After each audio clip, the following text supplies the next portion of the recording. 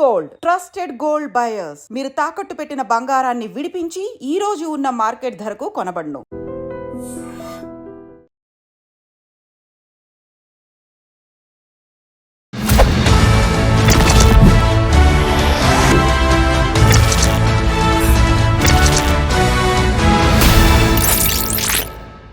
శ్రీనివాస్ గారు మీరు చెప్పండి, మీకేమైనా ప్రేమ కథలు ఉన్నాయా?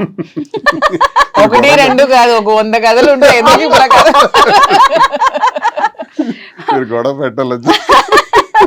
మరి ఆవిడ అలా చెప్పినందుకు మీరు కూడా చెప్పాల్సిందే ఖచ్చితంగా, ఎందుకంటే అంత ప్లెయిన్ గా ఉన్నారు, అంత తెల్ల కాగితం. అసలు ఎంతో మంది పరిచయం ఉంటారు, వస్తుంటారు, వెళ్తుంటారు, కానీ నేను ప్రేమను చూసాను మాధురి. శ్రీనివాస్ గారు, నేను అతన్ని మొత్తం హిస్టరీ అంతా బయోపిక్ కూడా రాద్దాం అన్నంత నేను రీసెర్చ్ చేశాను. అతను లైఫ్ లో కాలేజ్ డేస్ నుంచి చిన్నప్పటి నుంచి మొత్తం అంతా రీసెర్చ్ చేస్తే శ్రీనివాస్ గారు ఎప్పుడు ఎవరిని లవ్ చేయలేదు. తన లైఫ్ లో ఏంటండి మీకు ఆయన అంటే, అసలు బయోపిక్ రాస్తారంట.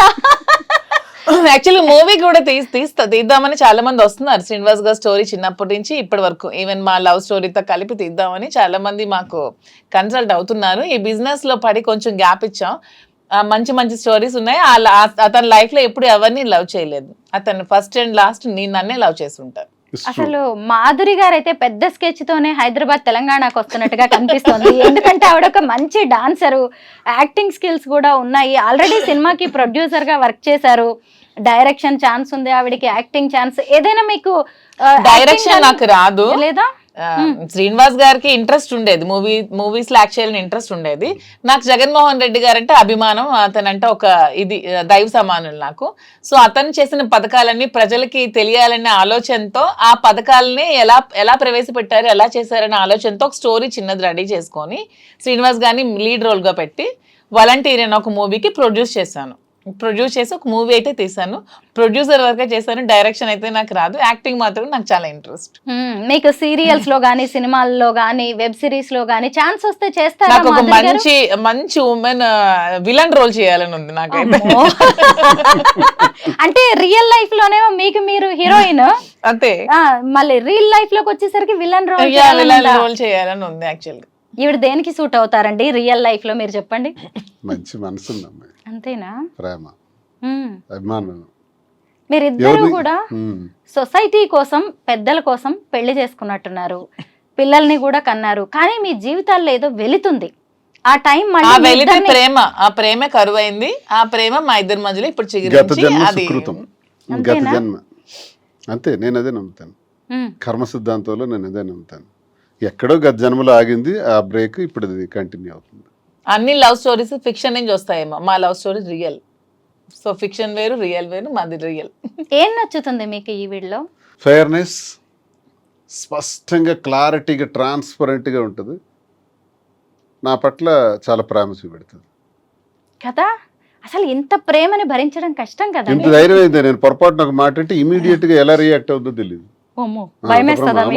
అందుకే నేను చాలా జాగ్రత్తగా ఏమన్నా అంటే ఒక క్షణం అతను నాతో మాట్లాడకపోయినా నేను ఉండలేను అనమాట. ఒక క్షణం ఆ గ్యాప్ కూడా నేను తీసుకోలేను. ఏంటి శ్రీనివాస్ గారు ఏం చేశారు మీరు అసలు? బాబాయ్ నాకైతే చాలా, అసలు మీరు చాలా లక్కీ అండి. మీకు అనిపిస్తుంది ఎప్పుడైనా లైఫ్ లో మీరు కొన్ని స్ట్రగుల్స్ పడ్డారు? డబ్బులు పదవులు అవేం అక్కర్లేదు. డబ్బు కావాలంటే నాకు నేను సంపాదించుకోగలను, పదవి కావాలంటే నాకు నేను తెచ్చుకోగలను. నాకు ప్రేమ ఒక్కటే కావాలి. అది శ్రీనివాస్ గారు పరంగా చాలా గ్యాప్ ఉన్నప్పుడు కూడా ఇలా నా కోసం నాకున్న సమస్యలు, నాకున్న సవాళ్లు, నాకున్న శత్రువులు, నాకున్న రాజకీయ ప్రత్యర్థులు, పరిస్థితులు, ప్రభావాలు, నష్టాలు, లాభాలు, ఇవన్నీ ములిగి తేలి జీవితం. అది ఇలాంటి పరిస్థితుల్లో ఆసరాగా, అండదండగా ఉండవలసిన అవసరం తనకే ఉంది. ఇది ప్రేమ కాకపోతే, గత జన్మ సుకృతం కాకపోతే ఎందుకుంటుంది? నాది త్యాగం కాదు, తనదే త్యాగం. నిజంగా నా కోసం నిలబడి ఇన్ని చేస్తున్నప్పుడు ఏ మనిషి అయినా ఇంకెంతకన్నా ఏం కోరుకుంటాం? జీవితంలో పుట్టినాక ప్రేమనే కదా కోరుకుంటాం. అది తల్లి ప్రేమ, తండ్రి ప్రేమ, అక్క చెల్లెళ్ళు, అన్నదమ్ముళ్ళు, స్నేహితులు, ఆఖరికి ఇలా ప్రేమ, ఒక ఆడమగకి మధ్య ఉన్నటువంటి ప్రేమ. ఈ ప్రేమతత్వమే మనల్ని ఇలా మార్చుతుంది. నిజంగా. అంటే మాధురి గారు, మీకు మీ లైఫ్లో ఒక అసంతృప్తి, ఒక వాక్యూమ్ అనేది ఉండొచ్చు. ఒకవేళ అందరూ ఆడవాళ్ళలాగే నచ్చకపోతే విడాకులు తీసుకొని వేరే జీవితాన్ని ప్రారంభించే అవకాశం కూడా మీకుంది. అయినా సరే ఎందుకు దువ్వాడగారే? ఎందుకంటే మీ చుట్టూ కూడా ఎంతో మంది మగాళ్ళు ఉండొచ్చు, ఎంతో అట్రాక్ట్ చేసే అవకాశాలు కూడా మీకు ఉండొచ్చు. అయినా సరే ఎందుకు ఈయనే నచ్చారు మీకు? పైగా ఇద్దరు పిల్లలు పెద్దవాళ్ళు అయ్యారు, వాళ్ళ ఇంట్లో ఉన్న ఇష్యూస్ ఇవన్నీ మీకు తెలుసు. అయినా సరే ఇంత ఏజ్ గ్యాప్ అంటే శ్రీనివాస్ గారు అన్నట్టు ఇది నిజంగా గత జన్మ బంధమేమో అని నాకు మిగిలిపోయిన, గత జన్మలో మేము మిగిలిపోయిన ప్రేమికులమేమో అని నాకు అనిపిస్తుంది. ఇంతమంది ఉంటే అతనే ఎందుకు నాకు కనెక్ట్ అయ్యారు, ఇంతమంది అమ్మాయిలు ఉంటే నేనే ఎందుకు శ్రీనివాస్ గారికి కనెక్ట్ అయ్యాను, మా ఇద్దరి మధ్యలోనే ఎందుకు ఇలాగ రిలేషన్షిప్ డెవలప్ అయింది, ఏదో గత జన్మలో మిగిలిపోయిన బంధం ఏమో నాకు కూడా అనిపిస్తుంది. శ్రీనివాస్ గారిలో అంటే కొన్ని క్వాలిటీస్ నాకు బాగా నచ్చాయి. తను చాలా హంబుల్, హానెస్ట్, స్ట్రైట్ ఫార్వర్డ్, నీతి నిజాయితీతో ఉంటారు, లంచం ఇలాంటివి ఏవి ఎవరు ఎంత చూపించినా అవి ఏమీ లొంగరు. సో ఇవన్నీ కూడా అతను ఉన్న బెస్ట్ క్వాలిటీస్, చాలా రేర్గా ఉండే క్వాలిటీస్.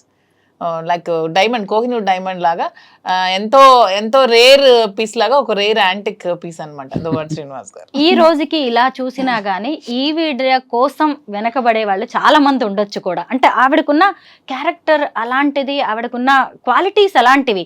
అయినా సరే అసలు మీకోసమే ఆవిడ అలా స్టాండ్ అయిపోయి ఉండడం, ఇంత పిచ్చిగా ప్రేమించడం మీకు ఎప్పుడైనా ఆశ్చర్యంగా అనిపిస్తుందా కదా? ఇదే నేను అదే అనుకుంటాను. నా జీవితం ఎప్పుడూ ఆ ఈర్ష్య, అసూయ, ద్వేషం, ఆధిపత్యాల మధ్య నడిచింది మా ఇంట్లో. ఇలాగే వెళ్ళిపోతానేమో. నేను కొన్నిసార్లు అనుకున్నాను, ఏంటబ్బా ఈ కుటుంబ జీవితం నాకు ఇలా ఉంది, పిల్లల కోసం బాధ్యత వహిస్తూ చాలా ఓర్పు సహనంతో ఉన్నాను. ఇలాగే రహస్యంగా వెళ్ళిపోవాలి. కొంత జీవితం అయిన తర్వాత నేను ఏమనుకునేవాడిని అంటే ఎక్కడికైనా ఆశ్రమానికి వెళ్ళిపోదాం అనుకునేవాడిని.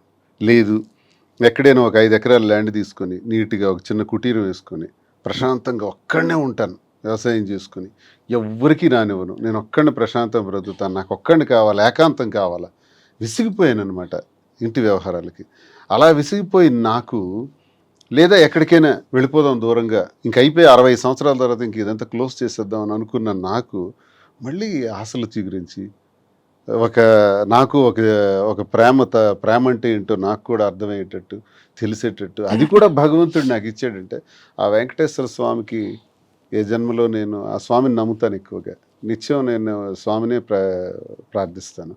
నా ఇంటి ఇలవెల్పు స్వామి ఇచ్చిన ఇదే నాకు అని నేను భావిస్తాను. తోటి మగవాళ్ళు కూడా ఈర్ష్య పడే అంత అదృష్టం మీది కదా. అన్నిటినీ డబ్బులతో కొలవలేమో మాధురి గారు. డబ్బు కాదు ఇక్కడ, డబ్బు ఈ రోజులు ఎవరు సంపాదించట్లేదమ్మా, ప్రతి ఒక్కరు డబ్బులు సంపాదించారు. నా దగ్గర ఏముంది ఇప్పుడు అలా అయితే. నిజమే అంతే కదా. నిజంగా అసలు అంటే ఈవిడ అమాయకురాలు అనిపిస్తుంది ఇక్కడ చూసినప్పుడు, మీరు మాత్రం లక్కీ అనిపిస్తుంది. అలా మాట్లాడుతూనే ఉంటారు కానీ అంటే ఆవిడ ఎక్కడ లెక్కలేసుకోలేదండి నేను గమనించినంత వరకు. 100% ట్రూ. నిలబడాలని చూస్తుంది. ఇప్పుడు మా ఇంట్లో జరిగిన సంఘర్షణ తర్వాత ఈయనకు నేను తోడుగా ఉంటానని ఒక డెసిషన్ తీసుకున్నాను. నేను ఒంటరిగా ఏం చేయాలో అర్థం కాని పరిస్థితిలో ఈమె తోడు నాకు ఒక ఆసరాగా దొరికింది అనమాట, ఒక చీకట్లో వెలుగులాగా. అలా దగ్గరైంది. అది ఆ కారణం ఏంటంటే ప్రేమ, హిడెన్ లవ్, ఎక్కడో ఒక దగ్గర బయటపడినటువంటి ప్రేమ ఉంది.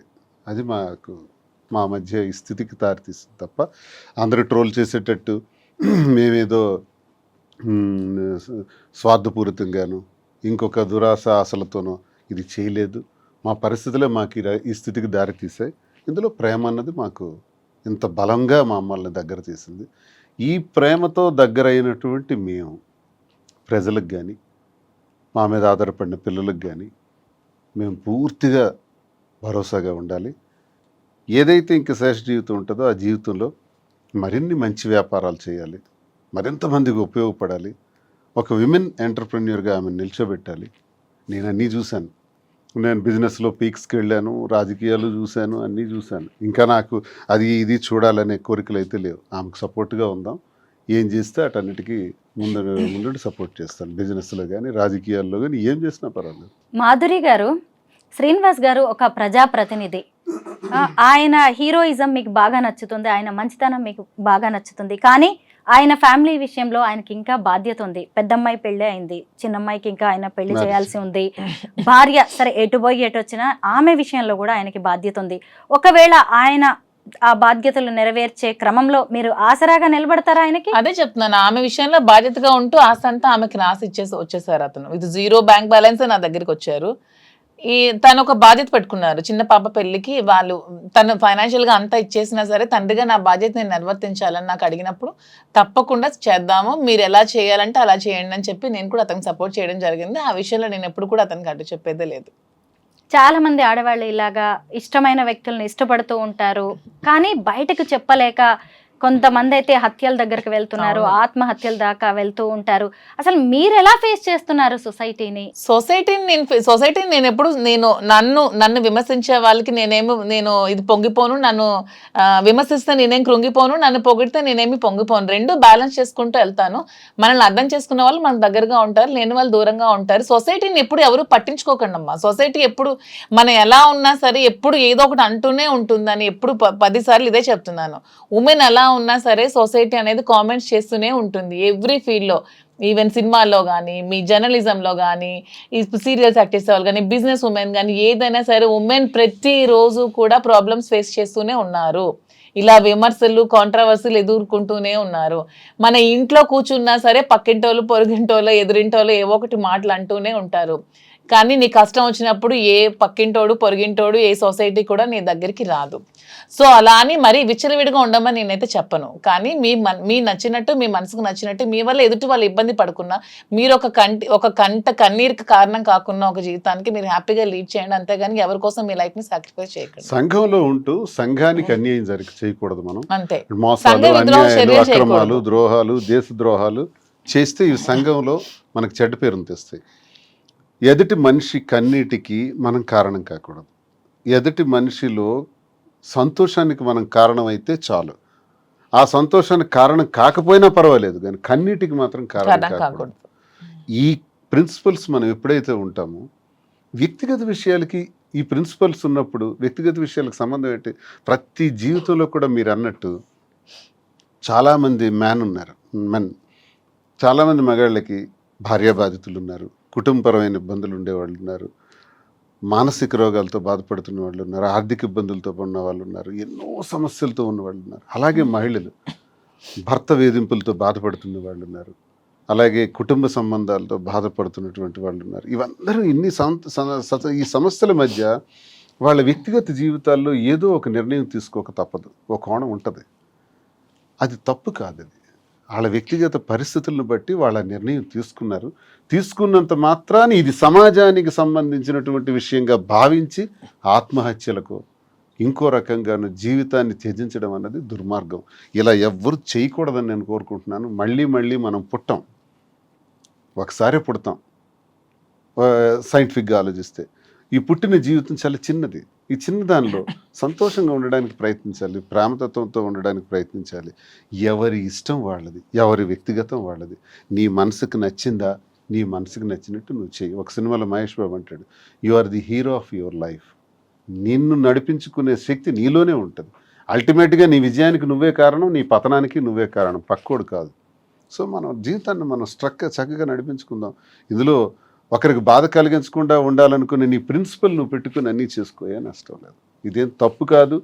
దీన్ని రహస్యంగా మాధురి ఎవరో నాకు తెలియదు, శ్రీని ఎవరో నాకు తెలియదు అని తను అనేయచ్చు, తప్పించుకోవచ్చు. అందరూ చేస్తున్నది ఇదే. మేము అలా చెప్పదలుచుకోలేదు. చేసింది స్పష్టంగా క్రిస్టల్ క్లియర్గా. నేను పొలిటీషియన్ అయినా, రాజకీయాల్లో ఇలా ఉండకూడదు, ఇలా మాట్లాడకూడదు, ఇలా చేయకూడదు అనుకునే వాళ్ళకి కూడా నేను చేసింది స్పష్టంగా చెప్పాను. మీరు చేసింది చెప్పలేకపోతున్నారు. మీ షర్టు విప్పితే ఉన్న మచ్చలన్నీ కూడా తెలుస్తాయి. నా షర్టు విప్పాను కాబట్టి నా మచ్చల గురించి విమర్శకులు మాట్లాడుతున్నారు. విమర్శకులు మీ షర్ట్లు కూడా విప్పితే మీ మచ్చలు కూడా బయటకు తెలుస్తాయి. దయచేసి విమర్శించి మీరేదో స్వర్గం నుంచి దిగి వచ్చినట్టు మాట్లాడద్దు. ఇలాంటి విమర్శల వల్ల చాలామంది జీవితాలు త్యజించుకుంటున్నారు, ఇలాంటి మాటల వల్ల. అలాంటి వాళ్ళకి మేము ఉదాహరణగా ఏం చెప్తున్నాం అంటే, ధైర్యంగా ఉండండి, ఎవరిని ఖాతరు చేయకండి, విమర్శల్ని పక్కన పెట్టండి. విమర్శించేవాడు పనికి మాలినవాడు, చేతగాని వాడే విమర్శిస్తాడు. మహిళ స్ట్రాంగ్ గా ఉండాలని చెప్తాము, బాగా చదువుకోవాలి అంటాము, ఉద్యోగాలు చేయాలంటాము, అంతరిక్షంలో కూడా ఆడది వెళ్ళాలని చెప్తాం. కానీ అదే పర్సనల్ లైఫ్ లోకి వచ్చేసరికి మాత్రం ఎవరిని పెళ్లి చేసుకుంటే వాళ్ళతోనే ఉండాలి, ఆ చెయ్యి వదిలేసిరా, నీకు ఇష్టమైన మళ్ళీ ఇంకొక మగాడి చెయ్యి పట్టుకొని ఏ సమాజమూ చెప్పదు. కానీ ఇప్పుడు వీటన్నిటిని కూడా బద్దలు కొట్టారు మాధురి గారు. మీరేమంటారు? మహిళలకు హిందూ సాంప్రదాయ ప్రకారం పెళ్లిళ్ళు ఉంటే మరి డైవోర్స్ సిస్టమ్ అనేది ఎందుకు తీసుకొచ్చారు? అసలు అది తీసుకురాకుండా ఉండాల్సింది కదా. మరి ఎందుకు డైవోర్స్ సిస్టమ్ అనేది ఎందుకు వచ్చింది అసలు? మరి అది ఉండకూడదు. అప్పుడు ఒకరితో పెళ్లి చేసుకుని ఆగిపోవాలంటే డైవోర్స్ సిస్టమ్ ముందు బ్యాన్ చేయాలి. వివాహాలకు వచ్చేటప్పుడు తల్లిదండ్రులు అనేవాళ్ళు పెంచాలి, పోషించాలి, చదివించాలి, ఉన్నత స్థాయికి తీసుకురావాలి, అన్ని చేయాలి. వివాహం వచ్చేటప్పటికి ఆ వ్యక్తిగతంగా ఆ బిడ్డకున్న ఆలోచననే మనం ప్రొటెక్ట్ చేయాలి, మగవని ఆడవని. ఇప్పుడు నా కూతురు ఉంది, పెద్ద కూతురు, నేను ఒక ఇష్టమైన ఒక వ్యక్తిని పెళ్లి చేసుకుంటాను, ఓకే గో హెడ్ అన్నాను. నీ పాప ఇంటర్కాస్ట్ మ్యారేజ్ చేసుకుంది. అలాగా డబ్బులు గట్టిగా ఖర్చు పెట్టి పెళ్లి చేశాను, నేనేం వద్దనలేదు. అసలు ఇంతవరకు మీకు ఒక విషయం చెప్పినా ఆ అబ్బాయి ఏ క్యాస్ట్ కూడా శ్రీనివాస్ గారు తెలియదు. నేను పట్టించుకున్నాను. నీకు ఇష్టం కదా చేసుకో అంటే నేను ఆచరించి నేను చెబుతున్నా, నేను తండ్రినే. ఉమ్. ఇలా ఆచరించే తండ్రులు ఎవరైనా ఉంటే వాడు ఒక మూర్ఖుడు, చేతగాని వాడు. పిల్లలుని ఒక స్థాయికి తీసుకురావటమే నీ బాధ్యత. వాళ్ళ జీవితం వాళ్ళది, వాళ్ళకి విడిచిపెట్టాలి. చాలామంది తల్లిదండ్రులు ఏమనుకుంటారంటే నా కొడుకు నాకు చల్లగా నాకు చూడాలి, కోడలు వచ్చిన తర్వాత ఆ కోడల్ని వాళ్ళిద్దరు సంతోషంగా ఉంటే దాన్ని జెలస్గా ఫీల్ అయ్యి నన్ను నిర్లక్ష్యం చేస్తున్నాడు నా కొడుకు అంటారు. తప్పది. పెళ్ళయిన తర్వాత ఇంక నీ కొడుకుతో నీకు సంబంధం వద్దు, నీ కూతురుతో నీకు సంబంధం వద్దు. వాళ్ళు హాయిగా బ్రతకని, నీ కాళ్ళ మీద నువ్వు బ్రతుకు. బాగులేనప్పుడు వాళ్ళే వస్తారు, లేనప్పుడు దేవుడు ఉన్నాడు చూస్తాడు. అంతేగాని లేనిపోని ఆలోచనలు పెట్టుకొని మారుతున్న ఈ జనరేషన్లో ఇంకా మనం అన్ని విషయాల్లో తలదూర్చడం వల్ల ఈ గొడవలు వస్తాయి, స్పర్ధలు వస్తాయి, విడిపోతారు, గొడవలు పడతారు. ఆయన పిల్లల్ని అంతవరకు అల్లారు ముద్దుగా పెంచుతారు. పెంచినప్పుడు ఇష్టం వచ్చినట్టు పెళ్లి చేయమంటే హత్యలు చేస్తున్నారు, పరువు హత్యలు అంటున్నారు. కులం ఏమైనా తిండి పెడుతుందా? క్యాస్ట్కి ఏముందా? అందరూ హ్యూమన్ బీయింగ్సే కదా. ఈ క్యాస్ట్ ఫీలింగ్ ఎందుకు అసలు? మాధురి గారు, మీరు శ్రీనివాస్ గారిని ఏమని పిలుస్తారు? నేను రాజా అని పిలుస్తాను. ఎందుకని? ఆయన కింగ్ అనా? అలాంటి క్వాలిటీస్ ఉన్నాయని. ఏంటండి రాజాకు ఉండే క్వాలిటీస్ చెప్పండి. ఎంతకన్నా క్వాలిటీస్ ఏముంటుంది? ప్రజల కష్టం ఉందంటే అక్కడ వెళ్ళి అతను ఉంటారు. 100 106 వాళ్ళ కష్టంలో ప్రతి క్షణం పాలు పంచుకుంటారు. అంతకన్నా ఇంకేం ఉండాలి క్వాలిటీస్ కింగ్కి? అందుకే నాకు ఎప్పుడు రాజాలా కనిపిస్తాడు. సినిమాల్లో చూస్తాం కదా హీరోస్ ని, మీకు రియల్ లైఫ్ లో హీరో మీరు. అన్యాయం జరుగుతుంది అంటే ఆడు ఎవడైనా నేను విడిచిపెట్టే ప్రసక్తి లేదు, నిలబడిపోతాను అడ్డంగా. రాజకీయం కోసం అడ్డదారులు తొక్కరు, ఎవరి కాళ్ళు పట్టుకోడు, ఎవరికి రిక్వెస్ట్ చేయడు, ఎవరికి బెక్ చేయడు. ఎవరైనా ఇతని పైన ఉన్నారు వాళ్ళకి వెళ్ళి బతిమాలితే నాకు ఈ పదవి వస్తుంది అంటే పదవి లేకపోయినా పర్వాలేదు, నేను మాత్రం ఇలాగే ఉంటానంటారు. ఇంతవరకు ఏ రోజు కూడా నాకు ఈ పదవి కావాలి, నా టికెట్ కావాలని ఏ రోజు కూడా చేయి చాచి ఎవరికి అడగలేదు. అన్ని అతని కాళ్ళ దగ్గరికి వచ్చాయి అంతే. అతని దురదృష్టం, అతని ఫ్యామిలీ పరంగా కొన్ని ప్రాబ్లమ్స్ ఫేస్ చేయడం వల్ల అతి తక్కువ ఓట్ల మెజారిటీతో 3000 2000 ఓట్లతో, అది కూడా ఫ్యామిలీ ప్రాబ్లమ్స్ వల్ల ఓడిపోయారు తప్పితే అతను ఎప్పుడు ప్రజా జీవితంలో ఎప్పుడో నగ్గేశారు. మీరు ఆవిడ ఏమని పిలుస్తారు? రాజు అంటే ఏంటి? రాజు రాజు ఏంటంటే ఏమైనా పర్టికులర్? అలా ఏం కాదు, మా ఇంటి దేవత కులదేవత రాజులమ్మ తల్లి అనమాట. సో అలాగా మా ఇంటి దేవత అని చెప్పి నాకు అలా రాజు అని పిలుస్తారు. అలా ఎప్పుడైనా మీరు ఆయన మీద అలుగుతారా అండి? చాలా సార్లు. ఎందుకు? ఏంటి రీజన్స్ ఏముంటాయి? నాకు చిన్న ప్రియారిటీ దగ్గర నేను తట్టుకోలేను. మీకు ఇంకా నా చెప్పాను కదా, నాకు పదవులు డబ్బులు ఇవన్నీ కాదు, ప్రియారిటీ కావాలి, ప్రేమ కావాలి. ఆ తగ్గితే మాత్రం నేను ఊరుకోను. అలాగే వెళ్ళి సారీ చెప్పేమని అడిగేస్తాను, ఎందుకంటే ఎక్కువసేపు ఉండలేను కదా. మళ్ళీ ఆయనే కావాలి మీకు. ప్రియారిటీ తగ్గడం అంటే ఏం చేస్తూ ఉంటారు? అంటే ఏదైనా చిన్న కోపం వచ్చింది అనుకో, నాతో ఒక అరగంట ఇలా మాట్లాడడం మానేస్తారు. ఆ అరగంట మాట్లాడడం మానే నేను తట్టుకోలేను. సో ఆ గ్యాప్ లో కూడా వెళ్ళి త్వరగా నాకు సారీ చెప్పి మాట్లాడాయని చెప్తా. ఏడ్ చేస్తారా ఎప్పుడైనా మీరు? ఏడుస్తాను కూడా. అమ్మో, మీకు 2 అమ్మాయిలు కాదు 3 అమ్మాయిలు కదా. కొంచెం చైల్డిష్ పాపం. తను గడుసు దాన్ని అనుకుంటారు కానీ ఇన్నోసెంట్. చూసే వాళ్ళైనా సరే మీరు చాలా సెన్సిటివ్, ఐఎమ్ వెరీ సెన్సిటివ్. చెప్తున్నాను కదా, ఎవరో వచ్చేదో కష్టం ఉందంటే వెంటనే అతను చెప్పకుండా కూడా డబ్బులు ఇచ్చేస్తూ ఉంటాను. ఇది కూడా నేను ఎందుకో గమనించాను, కొంచెం మంచి హార్ట్ విడిది. ఎన్నోసార్లు తిట్లు కాస్తాను, అతను తెలియకుండా చాలా మంది వస్తూ ఉంటారు. అమ్మాయి ఇలా ఉందంటే అది నిజమో కదా తెలుసుకోకుండా ఇచ్చేస్తూ ఉంటాను. చాలా సార్లు తిట్టారు కూడా, తెలుసుకో ముందు నిజమా కాదా అని. నాకు తెలిసి చాలా మంది 50 లక్షలు తను వడ్డాణం ఇచ్చేయటం, మరేంటి ఎవరికండి ఏమైంది ఆర్నమెంట్ అంటే వాడికి పాపం ప్రాబ్లం లో ఉన్నాడు, ఏదో ఫంక్షన్ ఉంది వాళ్ళ కూతురుది, మెచ్యూరిటీ ఫంక్షన్, అందుకే ఇచ్చేసానంట. ఏం చేశారు? అలాగే ఎన్నో దానాలు ధర్మాలు వడ్డాణం వెనక్కి ఇవ్వట్లేదు, అప్పులని అడుగుతుంటే ఇచ్చేయటమే. మానుకున్నాను స్ట్రాంగ్ గా. మీరిద్దరు గిఫ్ట్స్ ఇచ్చుకుంటూ ఉంటారు, ఏం తక్కువైందని ఇలాగా చిన్న చిన్న గిఫ్ట్స్. ఆవిడ వడ్డాణాలే ఆవిడ దానం చేసేస్తుందంటే గిఫ్ట్స్ ఇచ్చుకోవడం అని కాదు, శ్రీనివాస్ గారు వాడే ప్రతి వస్తువు కూడా నేను కొనిపెట్టిందే పెట్టుకోవాలని అదొక చిన్న. ఏమి ఇచ్చారు ఇప్పటిదాకా గిఫ్ట్స్ ఆయనకి? ఇప్పుడు రింగ్ ఉంది అనుకో, అది నేనే దగ్గరుండి చేయిస్తాను, అది నేను చేస్తే పెట్టుకోవాలి. ఈ బ్రాస్లెట్ నేనే ఇచ్చి అదే పెట్టుకోవాలి, అతని దగ్గర ఎన్ని ఉన్నా పెట్టుకోవాలి, నేను ఇచ్చిందే పెట్టుకోవాలి. అలా ఉంటుంది నాకు చిన్న ఫీలింగ్. శ్రీనివాస్ గారు అనిపిస్తుందా ఇంత ప్రేమను భరించడం కూడా కష్టమే అని?